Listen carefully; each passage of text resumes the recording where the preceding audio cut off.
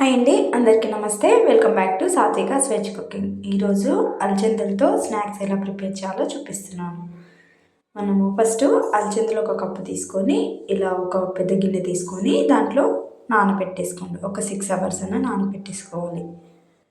చూడండి, ఈ విధంగా నానుతాయి. 6 అవర్స్ తర్వాత ఇలా ఈవినింగ్ టైంలో ఇలా స్నాక్స్గా చేస్తే హెల్తీగా చేసేసుకోవచ్చు.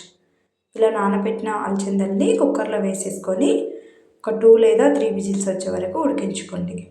మరీ మెత్తగా ఉడికించుకోకండి, మీడియం ఉంటే సరిపోతుంది. ఇప్పుడు స్టవ్ పైన వేరే గిన్నె పెట్టేసుకొని ఒక స్పూన్ ఆయిల్, ఆవాలు, జీలకర్ర, కొంచెం కరివేపాకు, ఒక 2 పచ్చిమిర్చి, ఒక ఆనియన్ ఈ విధంగా కట్ చేసుకొని వేసేసుకోవాలి. ఇది ఒక్కసారి కలిపేసినాక దీనిలోకి కొంచెం క్యారెట్, ఒక టమాటో, కొంచెం అల్లం వెల్లుల్లి పేస్ట్, హాఫ్ స్పూన్ సాల్ట్ వేసేసుకొని ఒకసారి కలిపేసుకోవాలి. ఈ విధంగా కలిపాక దీనిలో కొంచెం కలర్ కోసం పసుపు, కొంచెం చాట్ మసాలా వేసేసుకొని మరొకసారి కలిపేసుకోండి. దీనిలోకి కొంచెం కొత్తిమీర సన్నగా తరుక్కొని వేసేసుకొని దీనిలోకి ఉడికించిన అలచందలు వేసేసుకొని కలిపేసుకోండి.